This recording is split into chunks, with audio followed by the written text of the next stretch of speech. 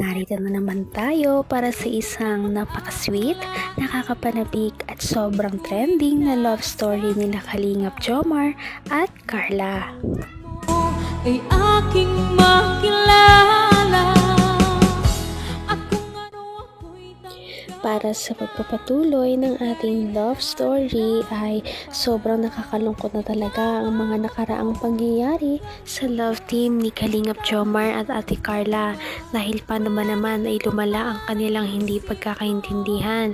Hindi sila nagkaroon ng pagchat-chat ng ilang araw at noong nagkita sila ay parang nabasted pa ni Ate Carla si Kalingap Jomar dahil noong tanungin siya kung pwede ba maging sila ay tumanggi muna si Ate Carla dahil meron pa siyang mga sariling problema na hinaharap at hindi pa yon ang tamang pagkakataon na maging sila daw. Kaya ilang araw na sobrang lungkot at parang na-depress talaga si Kalingap Jomar sa mga pangyayari at noong dinalaw siya ni Ate Carla, ito na ang mga nangyari. Punta ko ngayon si Rob.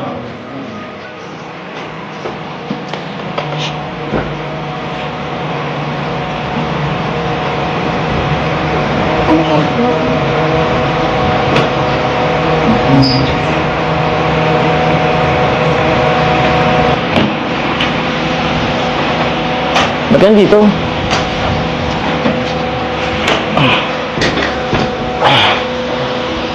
Pasok ka muna. Sige, pasok ka muna.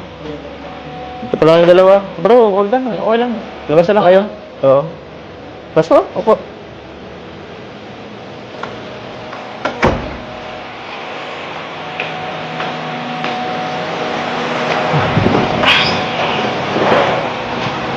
Ba't pa lang dito kayo?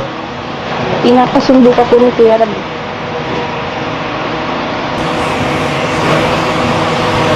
Sabi ko kay David, sila na lang. Kayo na lang. Okay ka lang po ba? Oo. Ayos lang ako. Ano?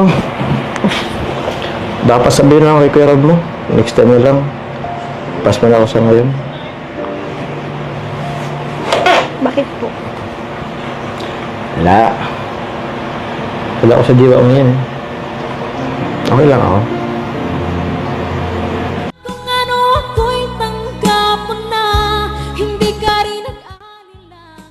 Ang dating masayahin na Kalingap Jomar ay parang napalitan ng pagiging depressed dahil nga sa mga nangyari noong nakaraan at kahit nandyan na si Ate Carla sa kanyang harapan ay hindi niya ito pinapansin at hindi niya alam ang kanyang sasabihin.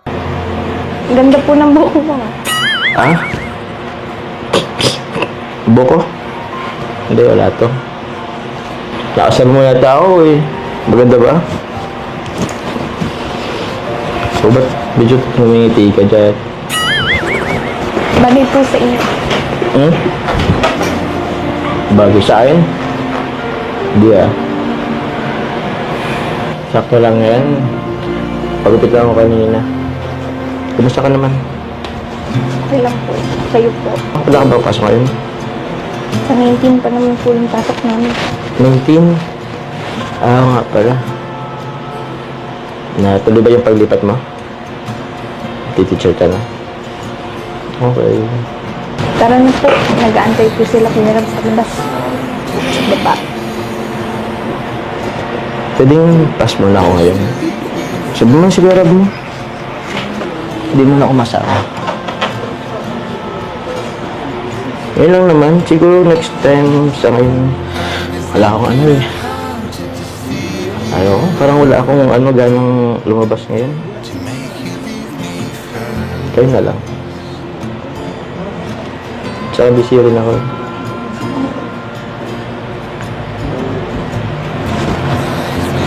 Sige na, baka naging si Kuya Rob mo. Sayang naman po. Naman ang bawat panaginip ko, ikaw lang ang Dahil sa sobrang sakit na nararamdaman ni Kalingap Jomar, ikitang-kita talaga ito sa kanyang mga mata. At dahil dito ay ayaw na muna niya na makita ang ibang tao kahit pa si Ate Carla yan. Dahil yun nga sa kanyang nararamdaman na hindi niya ito talaga mapaliwanag.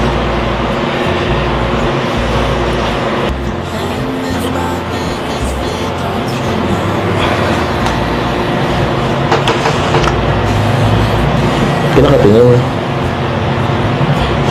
Hindi mo ako mapipilit yan. Sure po ba kanya hindi kayo sasama? Galit ka po ba sa akin? Magalit sa'yo? Hindi ako magagalit. Wala naman akong karapatang magalit sa'yo. Hindi naman tayo. Ba't lang naman tayo? Wala namang personalan ng feelings, di ba? Tsaka, malinaw naman na sa akin ngayon. Ginagawa lang naman na dito para sa kanila. Tsaka, di ba busy ka ngayon? Hindi lang po, nung nakaraan lang naman po yun. Nakaraan? So, di ba dapat busy ka ngayon? Magta-transfer ka ng school, di ba? Ng kurso. Nakapag-enroll naman po ako. So, okay ka na? Wala ka nang ginagawa? Naghintay ka na lang? Hanggang wakas ay tayo ng dalawa. Palagi kang Dahil sa sakit na nararamdaman ay hindi talaga naiwasan ni Kalingap Jomar na parang itaboy si Ate Carla at paalisin dahil nga hindi niya na rin alam naman kung ano pang sasabihin dahil nga parang tinapos na ni Ate Carla ang kanilang relasyon noong nakaraan, noong base din siya nito, kaya sobra talagang lungkot na kanyang nararamdaman. Sige na. Baba ka na. Naghintay na yata sila, Kuya Rabo.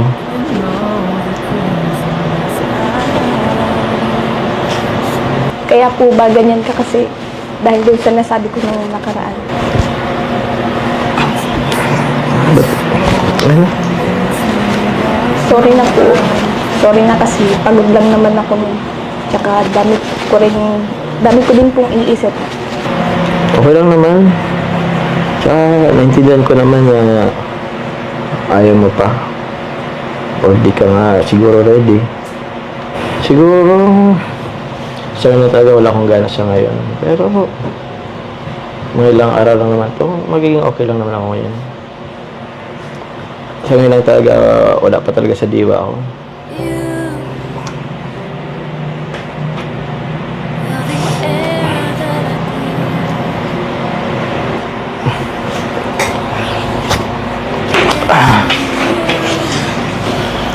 Yan ko muna. Okay na.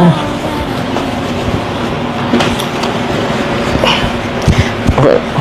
Okay naman si Carla, oh. Okay na. Magiging okay na ako.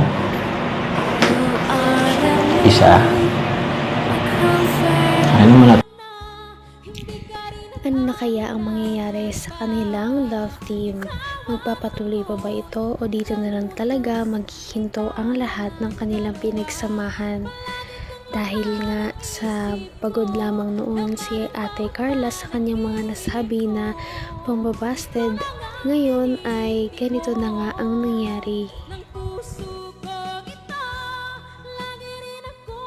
Patindi na ng patindi ang mga pangyayari sa kanilang love story.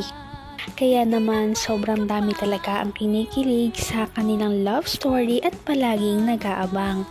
Kaya naman sana ay magkatuluyan din ang dalawang ito, si Ate Carla at Kalingap Jomar. Sana din ay patuloy natin silang subaybayan at suportahan para magpatuloy pa ang kanilang love team. Paniguradong hindi lamang ito ang ating aabangan dahil marami pang mga susunod na kilig moments na mangyayari sa kanilang dalawa.